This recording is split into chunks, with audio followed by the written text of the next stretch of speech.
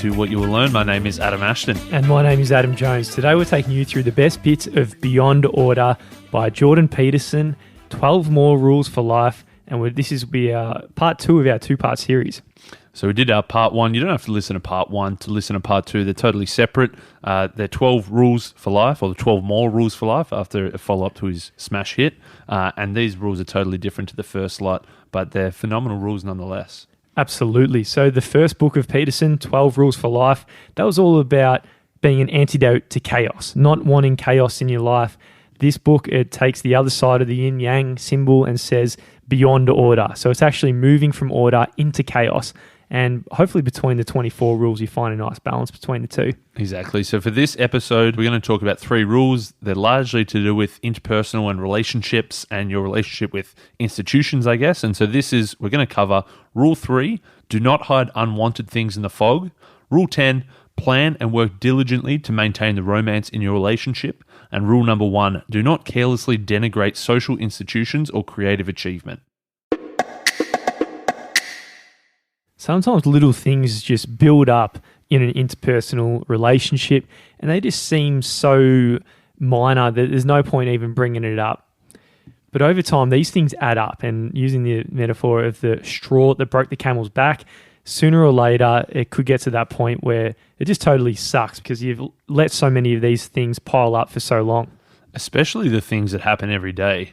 Peterson often talks about the small things that happen every day are actually much more important than the big things that happen once every so often.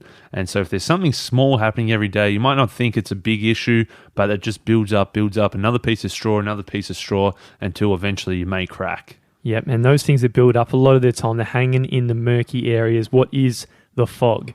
So this is rule number 3, do not hide unwanted things in the fog.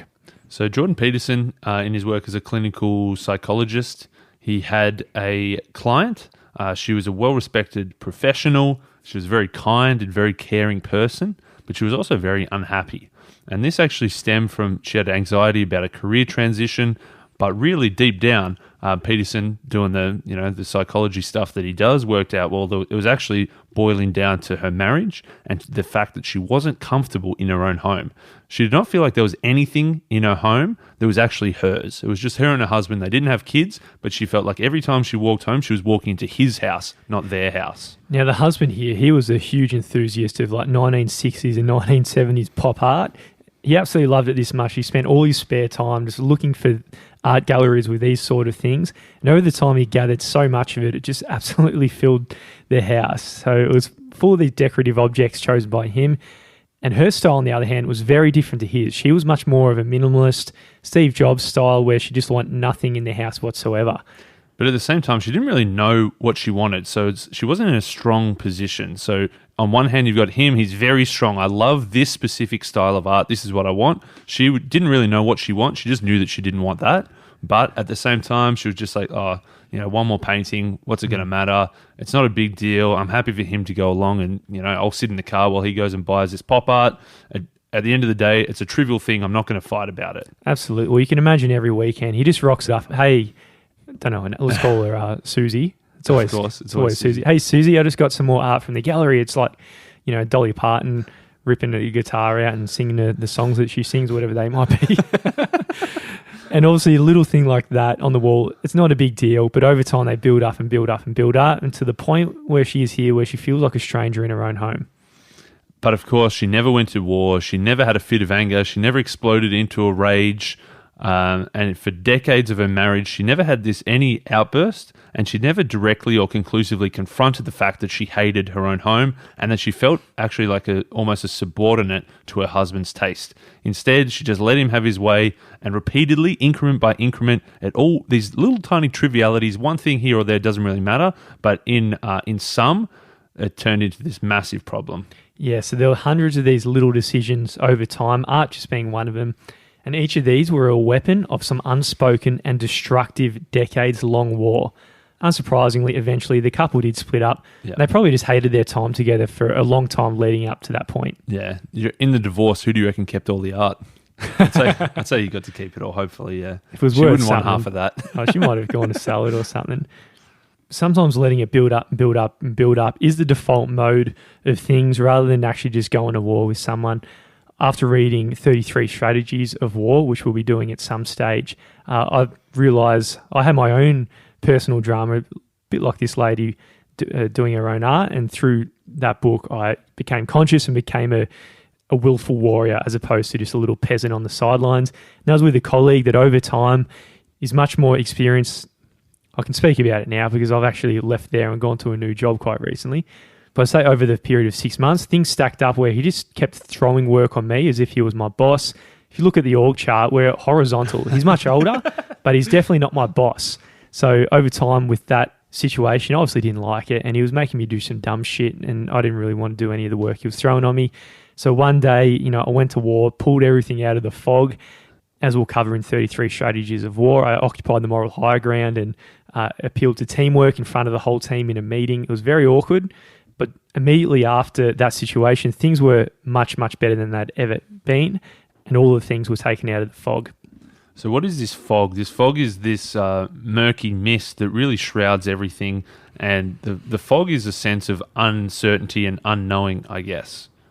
The fog hides your refusal to actually admit your feelings, admit what you want, admit what you don't want, and instead you just let things slide and just chuck it all into the fog. Yeah, you've got your reasons for maintaining your ignorance. You might deliberately be going that way. You might be afraid that if you actually specify exactly what you want, you'll discover what constitutes failure. Yeah, the problem is that if you make clear what you want and commit yourself to pursuing what you want, you might fail. But of course, on the other side, if you don't make clear what you want, you'll definitely fail. So of course, if you've got a choice between definitely fail and probably fail, it's better to pick that target and aim for it. Throw back to part 1 of this episode that it was all about picking a target and aiming for it. Because of course, if you refuse to see a target, you're never going to hit it. If you refuse to take aim at a target, you're never going to hit it. And even worse than not ever hitting a target is actually not even firing that arrow, because when you shoot off something, you at least will learn from your missing along the way. If you shoot and miss, at least you can recalibrate and aim slightly better next time. But if you never pull that, I was going to say trigger, but if you never pull that string back of the bow and shoot that arrow off, then you're never even going to learn what you're doing wrong. I like that metaphor. I think we can start using that. We always use this swing baseball analogy. Yeah. I think we can go 50-50 with this arrow one because it's also communicates a similar thing. So what's the alternative to hanging out in the cold fog? First thing you can do is just admit to your feelings. Now, this is really hard. It's not easy. If you just note your own petty anger about something that's small, or the pain you've got due to your loneliness, or anxiety about something in the future, it might seem all trivial, but the admission of feelings is the revelation of ignorance, insufficiency, and vulnerability, and the first step to actually solving the problem. Yeah, I know Peterson talked about his father-in-law, where his mother-in-law would always cook him a soup and a sandwich, and she'd bring out this sandwich on these tiny little side plates, and apparently after 20 years, he never said anything, and just one day he just exploded saying, why the hell are we using these little tiny piece of shit plates? Give me a real size plate instead of putting it on this tiny little plate. So of course, obviously, if you had said at the very start, 20 years earlier, how come we're using these tiny plates? We just use the big plates? That would have saved him 20 years of bottling up inside how annoyed he was. It's very funny. I've got a mate, Turner, who's the artist for our book cover design, the shit they never taught you. So one of the best designers in Australia, I'd say. But anyway, very talented. But in high school, he was always popular and all that, but he always got bullied, and he always acted like he really didn't care at all. He just let it go off his shoulder. Then one day on the bus, one mate just said something rude to him about his appearance or something like that. And then rather than just letting it go, this was the straw that broke the camel's back. Yes. Got up out of his seat and just punched him in the face hard and broke his nose. And that was a mate of ours. Like, geez. And he just sat back down, just shaking his head. And it is amusing when it happens to someone else. When it happens to someone else. If you think that's sort of I don't know how we can explode this metaphor even further, but so you got this fog, the fog's brewing up, and then eventually something mysterious pops out of the fog, like a punch to the face. Instead, it'd be bloody tough to do when you're getting bullied. I wouldn't, if I was in that situation, I'd struggle to do it. But, if he stood up for himself earlier in a smaller way, maybe it would have stopped. Man, I whipped out one in the wrong way recently where Alison bought some new cushions, and I thought they were absolutely disgusting. It was like this. Oh, it looked like they were from an op shop. Apparently, they cost a lot of money. They looked like they just had this old fluff on them that they looked like they were 60 years old. And I just said, look, these are ridiculous. I do not want these on my bed. Similar to the pop art person back in the day, where I've got no interest in interior design, so I just go along with whatever she says. But this is one where I thought, You had to fight. I got to put my foot down. I don't want this fluffy old dirty brown thing sitting around on my bed. One day it's cushions. Next time she's bringing back this old fluffy old couch, and Exactly. you just let it go, and then you just in a house that you don't want to be in. Yeah, that's it. There was a bit of uncomfortability because she absolutely loved those cushions, but it was worth having the fight over something small rather than 30 years later we say, okay, you keep all these fucking cushions, I'm getting out of here. So we're talking about pretty, trivial things. For some people, there's obviously huge bangers that are just lurking in the fog that you're just too afraid that if it's, say, you're packed in a closet, if you open the door, it's going to swing open and you're going to get smacked over the head by these huge... All this shit's going to burst out. And burst. It might be true. There might be nothing in the closet. It might be packed with shit that'll take you out. But the longer you don't confront it, the more likely it is going to take you out and crush you under excess baggage. But in any case, you're better off doing it earlier than later. Yeah, in a metaphorical sense, of course, that excess baggage from the physical cupboard coming out and squashing you, but also the metaphorical baggage popping out of the metaphorical cupboard to smack you up along the way if you don't address it earlier. So we need to have some careful searching, some careful attention, and by actually admitting our feelings and picking what we want, we might tip the balance a bit more towards opportunity, a bit more away from obstacle. We're going to move more towards what we actually want, and we're going to clear up some of that fog. So rule number 3, do not hide unwanted things in the fog. Some couples, some marriages, some relationships, they might say, we're not going on any damn dates. We've dated before we got married when it was appropriate, but now all we do is fight. So, of course, the theory that these couples are putting forward is that they're never going to accompany each other on another date for their entire married life, and instead, for the next 6 decades or so, they're just going to give up. But instead, why not, take the risk, use a bit of time, take each other somewhere nice, maybe put your arm around one another, and try and enjoy the time together. Yeah, at the very start, the other person was kind of mysterious as you're getting to know them. Then over time, you feel like you get to know them and like, why go on a date? So the question is how do you find mystery in the other person over the long run? That's a pretty hard question, hard thing to keep. But if you can muster up the will and the romantic imagination and the playfulness, you can do that. And let's say you live for X amount of time doing some Tim Urban kind of maths, you might have the opportunity to have 3,000 more occasions with your partner, maintaining that mystery and also that romantic play. Yeah, over those next 3,000 potential dates that you could have, it's going to take a fair bit of effort and a bit of planning to get through that. So rule number 10 is plan and work diligently to maintain the romance in your relationship. You might think that you can't have fun on dates anymore with your partner. You might think there's too much bickering, or you can't switch off from thinking about work. You can't relax and enjoy each other's company. But Peterson says, well, of course you can't, because you don't have any skill in dating. Maybe you used to be a romantic. Maybe you never were a romantic. Maybe back in the day you were, but those days are long behind you, and you're not really good at dating anymore, because dating's actually a skill. It's something you need to learn, something you need to practice. It's not just some gift bestowed upon you by the god Cupid. The god Cupid, absolutely. Is he a god? I don't know. It's Cupid. It's a little Fluffy child, thing. isn't it, with wings? I think it's it. Maybe it's not a god. It's lower in the hierarchy up Fairy. in the heavens, mate, I Yeah. think, than God. Halfway between human and god. Yeah, we'll go with that. But if you're committed for the long run and every date you go on, you might get 3% better.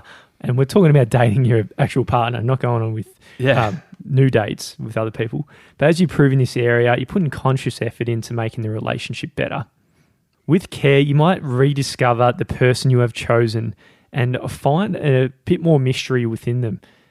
And this is the spirit that first brought you together. You won't put them in this convenient box. You might rekindle this initial glimpse that got you attracted in the first place, and that initial spark you have at the very start. So you need a relationship-wide strategy in place to maintain romance with your partner across the years. Now, having a strategy, having a plan, it sounds all very dry. It sounds very rigid. A lot of partners would wouldn't like it over the glass of red. Let's our strategy. Let's it's make like a a business strategy, meeting almost. It sounds very unromantic, as opposed to, let's just go with the flow, have a bit of spontaneity. But as Peterson says, and it's popped up in pretty much every rule, is that the chance that you'll get what you want if you fail to aim for it is vanishingly small. So you need that bit of intentionality. One of my favorite words of 2020. You need intentionality to put a plan in place. And regardless of what your strategy is going to be, the success depends on one thing. And again, this is something more dry and you think could be left for the business tables, and this is to negotiate. And to negotiate, you and the person you're negotiating with both need to know what you both want and need. And secondly, you need to be willing and courageous to discuss it forthrightly. Yeah, exactly. You need to, and making a strategy, it's not a one thing where one person says, hey, here's our strategy.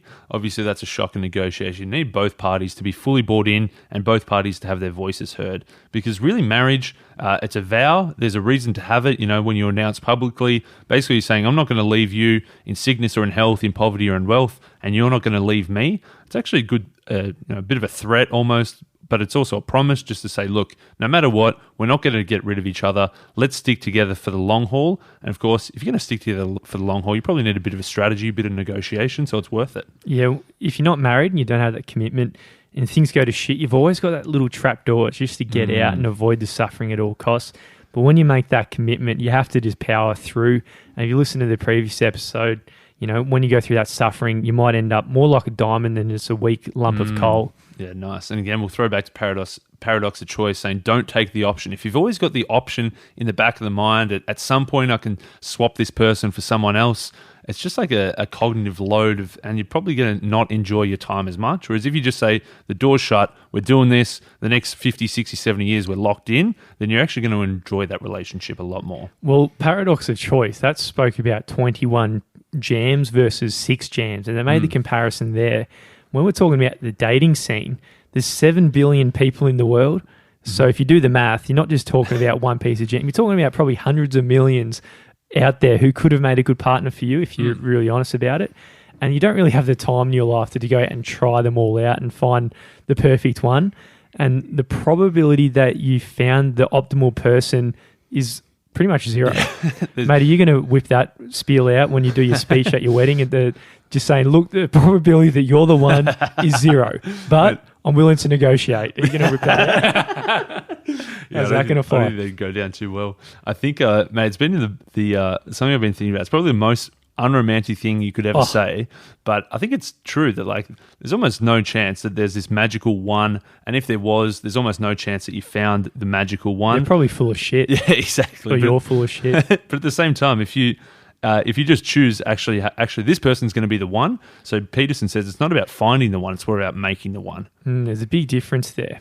And if you don't know that, you're in real trouble because you're always going to be peeking at that trap door rather than just making it with the person you're with currently. So if the person you're with, if you choose that they're the one, then the first level of achievement you can get through your marriage is that you can, you strive for this and you get a successful, a solid marriage, and you enjoy each other's company. That's a good achievement. And another achievement you can get through this means is having kids. And if you got a solid marriage with kids, it's going to work out for them as well. Yeah, Peterson says that neither of us know ourselves, but we'll take his word for it that you can get a lot of joy from having kids and then from having grandkids as well. You meet a lot of people, he says usually unwise people that say categorically and pridefully, I do not want children. He says, look, there's plenty of 17, 18, 19-year-olds out there who say that, but of course, whatever, they don't know any better. They might mature at some point. He says there's often, 27, 28, 29-year-olds that say that, but a lot of them, he says, are probably single and it's a bit of sour grape saying, I don't want kids. That's also just because they're not in a long-term relationship, so they probably can't have any. He also says there's even your 47, 48, 49-year-olds who say that they don't want kids. He says often there might be a few telling the truth, but many of them are just closing the barn door after the cattle have bolted. Mate, you used to say this. I remember back in the early days of the potty, you used to say you don't want kids. That was when you were 25 you or 26. Like my mum's boyfriend, and I used to whip that out. I actually did say that. And you did say that a lot. Very confident that I'd never be the one having kids, but so where are you at? I've changed my mind on that one. Oh, good. I think one day I will. I think I do relate to what Peterson's saying here because in our culture, we really do live as if we're going to die at the age of 30. I was probably living in Neverland a little bit thinking, why have kids? It's the most unquestioned truth that we all do just blindly. And look how much all parents are suffering with dealing with bloody kids and nappies and being responsible for other people. You know, you're better off just having no responsibility so you can go out, travel the world, run businesses, do all that kind of stuff. Anyway, that's what was going through my head, but I think Peterson knocks it out of me here. You've matured. He says that you're normally young and unwise when you say that, so that's good, mate. You've become less young and less unwise, so that's a good thing. But that was a common trap that you fell into. Another common trap we've both fallen into, he says cohabitation. That's a big mistake. He says, of course, nobody wants to end up with a psychopath, a drunk, a liar, a criminal, a sadist, or some combination of all of those. It's a very reasonable fear that you're going to end up with someone who might seem great on the surface, but after a couple of years, the cracks start to appear. So he says a rational, reasonable idea is to say, oh, well, let's test it out. How about before we get married, let's live together? It feels comfortable in theory, but what you're really saying is, oh, you're going to do for now, and I presume you feel the same about me, but we both reserve the right to swap each other out for a better option at any point in time. Yeah, it might sound harsh like that, but Peterson says if you look at the stats, the divorce rate is actually very high. But if you look at the stats of people who break up, who are living together but aren't married, it's actually a lot higher than the divorce rate. So he says that whilst it sounds like a reasonable strategy to test someone out before you get married, he says it's actually a bad strategy because you actually end up worse off. You break up more likely. Even if you do get married, the divorce rate among people who live together first is higher than those that didn't. The decision to break up and not to commit is probably something we don't examine the downside of very often either. Let's say it takes 2 to 3 years to find someone who you think's pretty cool. It takes another 2 to 3 years to find out who they are. That's about a 5-year exploration, find someone and exploring if they're right. How many of those bullets have you got? You probably don't have many. There's not many 5-year stretches. Nah, well, I used to be working with someone, she's a female, and she's saying she had someone pretty good in her late 20s, but she wanted to see what else is out there, and that's exactly what she said. When I was speaking to her, she was about 37, pretty good-looking chick, beautiful soul, good person, but it was just really regretting that decision, and then she was single and couldn't find anyone. So it all boils down to the fact that it's better to make someone the one, as you say. Maybe the person that she was with, they were probably a solid, 9 out of 10, 9.5 out of 10. Maybe she was looking for that 10 out of 10 and as yet hasn't thrown it. If you do pick this person, there's 3 fundamental states of social being that you can be in any social relationships and especially in a romantic relationship. You can be in tyranny, which is saying you do what I want. You can be in slavery, which is saying I'll do what you want. Or you can be in negotiation, which of course is the only good place to be in. If you don't negotiate, you're going to have your hands around each other's neck for 60 years potentially. Hopefully metaphorically. Yeah. And you don't want that. And there's a lot of things to negotiate in the domestic economy. If there is no template for either what you should be doing or your partner when you live together, obviously over the last few decades, gender roles have moved away like they used to, which obviously has got huge benefits in the emancipation of women, particularly in the workforce. But that means the importance of negotiation has increased more than ever, and actually asking the questions about who's responsible for what in your partnership. As we said, you need a strategy for your relationship, and it's better to lay those foundations early rather than get to the point where there's tension and there's a fight. You need to have that negotiation early. So whose career is going to take priority, when and why? How will the children be educated? How will they be disciplined by who? Who's going to do the cleaning? Who's going to set the table? Who's going to take out the garbage? How do we run our bank accounts? Who's going to manage it? Who's going to set it up? Who pays for what? Who has the responsibility for sorting out the taxes? There's all these tiny little things they're big things really, but there's probably like 100, 200, 300 of these to actually run a household properly. And it can be as complex as running a business. Having this tight family unit that's got a nice strategy that's working together optimally is sort of tough to maintain, but it's better to put those foundations in place early. So we need to negotiate, but we also need to have enough communication with your partner. Now, Peterson says, just as a quick rule of thumb here, about 90 minutes a week, that's probably about right, just to deal with purely the practical and personal matters. Yeah, again, it sounds very like corporate, very work-like. Let's book in 3 30-minute sessions in a calendar. Your WIP meetings each exactly. week. But it sounds weird, but it is important, just to talk about what's happening at work, how are the kids going from your perspective, what do we need to do around the house? There's all these things because he says that there's sort of 3 stories in any relationship. There's your story, there's their story, and there's a joint story. If you have your 90 minutes a week, you can keep all those three things aligned. If you start to drift and miss a couple of those meetings and postpone and send a calendar invite and cancel one, then at some point he's going to say, look, those three stories are going to start to drift apart, and your story is going to be very different to their story. Finally, if you do a lot of things right, you commit, you negotiate, you communicate, perhaps you can get to a good bit of romance, bit of Casanova stuff happening a few times a week, because romance is play, and play doesn't take easily when any sorts of problems arise. If you're properly pissed off, you're not going to get it on. Yeah. If you get pissed off, maybe you can get it on after as your little make-up stuff, but it's not sustainable. But that's post-negotiation, I'd say. He says you need to find some kind of mutual agreement for the sexual side of your marriage. It's probably not 15 times a day. It's probably not twice a year. 0 is obviously very bad. That's as cooked as it gets. But you need to be somewhere in between those two. Again, maybe this takes a bit of romance about it, but he says aim for 2 times a week and book in, is it Wednesday night and Monday night? Or are we doing Tuesday, Saturday? What are we doing? Book in these two Back sessions. On the calendar. Back on the calendar invite.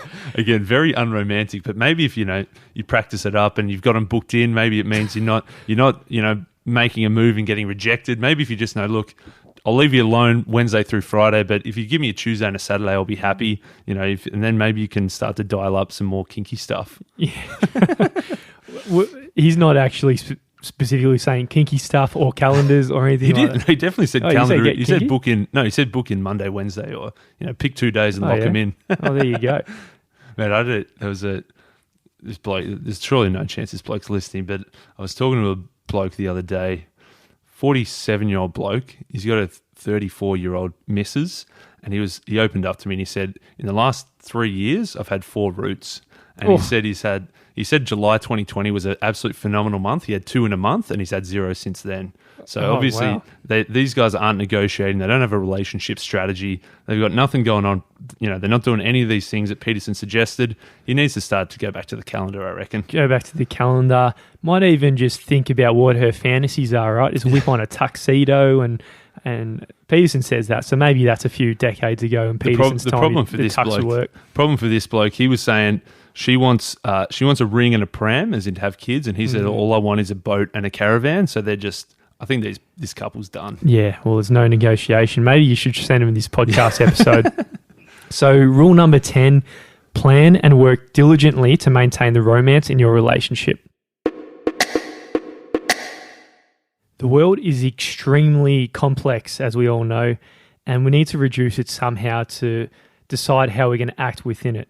And then also you're playing with a whole bunch of other people who are trying to make the same kind of decisions. So there's a whole lot of complexity going on. So how the hell do you do this? And the way you do it is by outsourcing a lot of the cognitive problems to the institutions that are within the world. We take these things for granted. They've been there for a long time. Other people built them up. And a lot of the time they're there for reasons that we can't exist. But in one sense, by outsourcing to them, we're trusting them and acting in a way within the rules. So rule number 1 is do not carelessly denigrate social institutions or creative achievement. Basically, there's a whole bunch of stuff that just needs to be done. Everyone needs food, everyone needs water, and these institutions have popped up to make sure that the most people get the most satisfied in these basic areas of life. So in consequence, there's going to be some people who are better at solving these problems than others, and these are the people that inevitably form into some kind of hierarchy. The people who are better at solving the world's biggest problems are the ones that move towards the top of the hierarchy, and the ones unable to deal with these problems start at the bottom of the hierarchy. In one sense, there's always going to be upside and downside to a lot of things. So institutions, they're great, but at the same time, you do have that Pareto distribution of resources where a whole bunch of it goes to just the people at the top, and the people at the bottom of the hierarchies get a pretty bad deal. But it's this constant jockeying for resources, constant jockeying for position, this struggle for survival and reproduction, this constant competition but also cooperation that keeps the hierarchy in place. Now, being at the bottom of the hierarchy sounds awful, but there's actually benefits to starting at the bottom. Peterson says that when you're at the bottom of the hierarchy, it really forces you to develop both gratitude and humility. So gratitude in the sense that you're at the bottom of the hierarchy, so you're probably not the best at what you do. And because of that, there are people whose expertise is better than your own, and you should be pretty pleased about that. in one sense, I'm the bottom of the hierarchy for doctors. So I should be grateful that there are other people who are better than me at that. Exactly. And humility, it's better to presume ignorance and invite learning than to assume sufficient knowledge and risk blindness that comes with it. So being at the bottom, you realize that, man, there's a whole bunch of stuff you don't know. And that if you can stay humble and stay open and stay curious to learning, it's going to serve you better if you were to move up the hierarchy in future. In one sense, you have to go through the phase of being a foolish beginner before you can learn anything. Therefore, quite interestingly, throughout history, the fool has been seen as a really positive thing. So today when we call someone a fool, it's obviously a bad thing. But for them, it's not necessarily so bad. Yeah, even in the fortune tellers, in their tarot card decks, there's a card which is the Fool, which, as it says, is a positive card. It's a young, handsome man. His eyes are lifted. He's looking up at the top of the mountain that he's trying to journey up. The sun's shining brightly upon him, but he's also about to step off the edge of the cliff as well. So it's sort of like knowing that, look, there's a whole bunch of stuff that you know, but there's even far more stuff that you don't yet know. And there's different ways you can play this game of the Fool. So Jordan Peterson, obviously a lot of people recognize him now. He was out for dinner one night and then a supporter came up to him really excited and said, "Hey, look, you've helped me so much. I've stopped just whinging and complaining and criticizing about the stuff I was doing. You know, I work at a restaurant. I was doing the dishes. It's a very low status job, but it's also very necessary to keep the business running." So instead, rather than complaining and whinging, he decided to be grateful and seek out what opportunities presented themselves right before him. And he made up his mind to be more reliable, more diligent, and just see what would happen if he worked as hard as he could. And he was very surprised at the result because only after 6 months, he'd been promoted 3 times. Because this just wasn't one bar, it was a chain of bars, and there's a lot more opportunities underneath his nose that he wasn't witnessing beforehand. Yeah, he started to realize that wherever you are, even if you're at the bottom, there's so much potential. Previously, he was closed off. He was just saying, look, I'm trapped at the bottom here. This is so shit. I hate doing this. And of course, he's not going to move up. But by seeing actually there's a lot of potential here, there's a lot of opportunity, he was able to change his outlook. So in order to do a good job, he had to get along with the cooks, who are notoriously tough to get along with. He had to be polite and engaging with customers. He had to constantly pay attention. He had to be proactive and look for things to help out other people and other team members. And as you said, it was a national chain of restaurants. He was able to take a few steps up by coming to work every day, sort of excited, awake, ready to tackle the challenges. He was able to improve himself and then slowly move up this hierarchy. Now, we were just talking about the bottom of the hierarchy. Obviously, if you're top dog within the hierarchy, that's not such a bad thing either. It is a very, very good thing to be an authority because people out there, they're very fragile. And because of that, there is a lot of difficulty and suffering that is common in the society. So being someone who can ameliorate that suffering is a very good thing. I mean, everyone needs food, water, sanitary facilities, place to take shelter. And that's just for starters.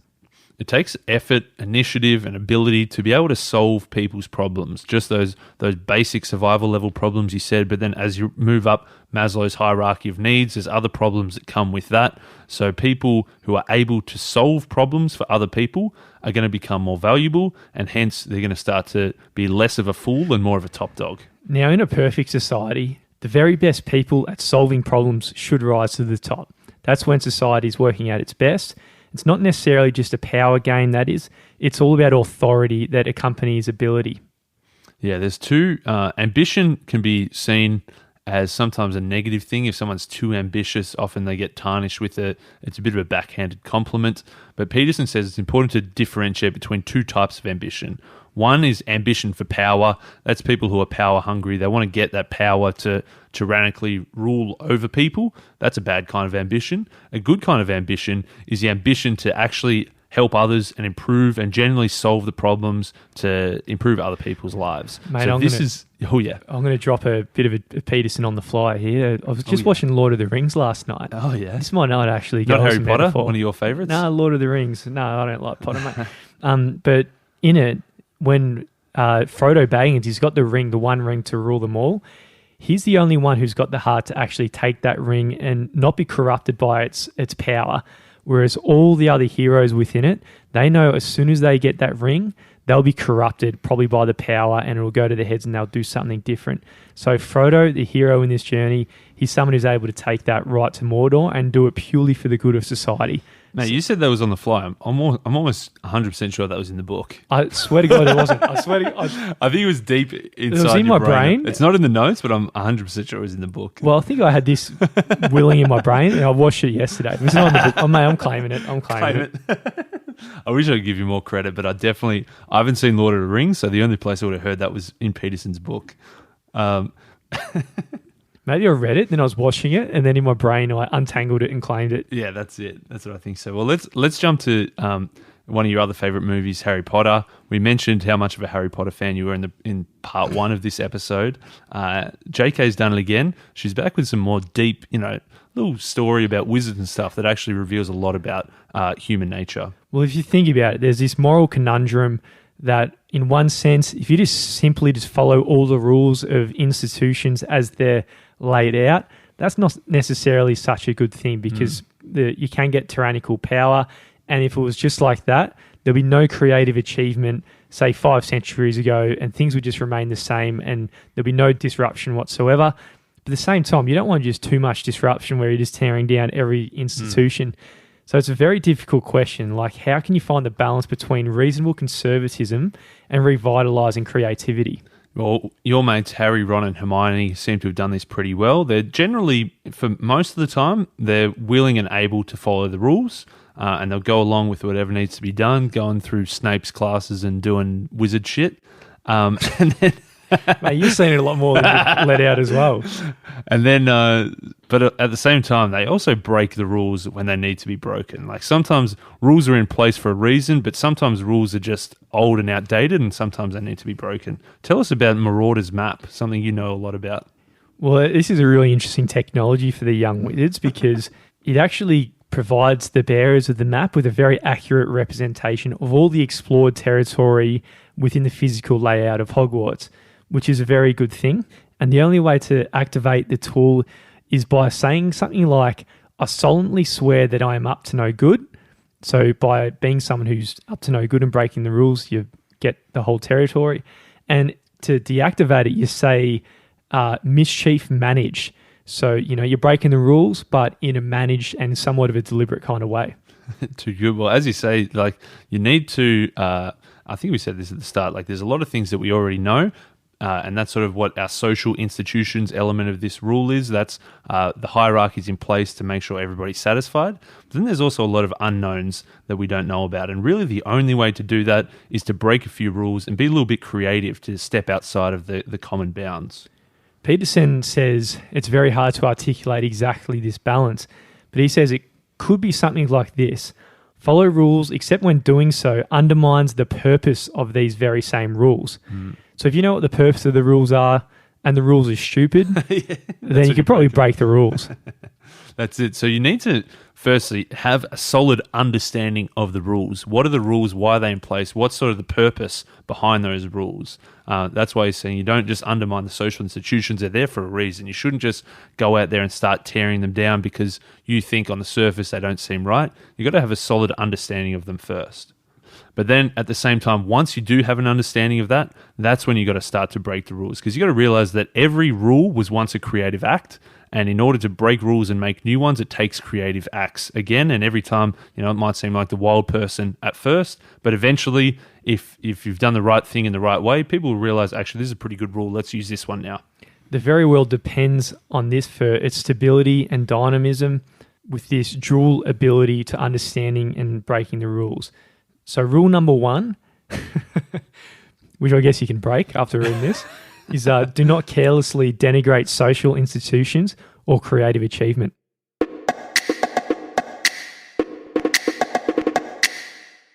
So that was part 2 of Jordan Peterson's Beyond Order, 12 More Rules for Life. In this one, we talked about a lot of the interpersonal world, both the personal relationships that you have with other people, but also the relationships that you have with the world and with institutions themselves. So we went through rule number 3, do not hide unwanted things in the fog.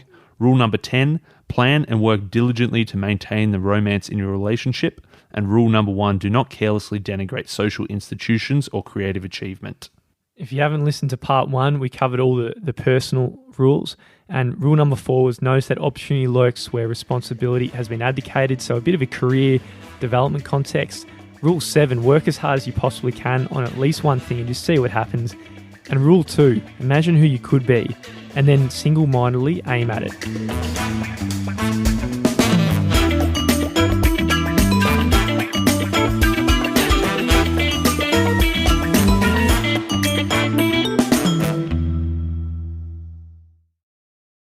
Every episode, we do our best to go to Steelman, the book, put the best possible version that we can to everyone, because every book we choose, we know there'll be some people out there who it absolutely resonates with, and it's the perfect book for them.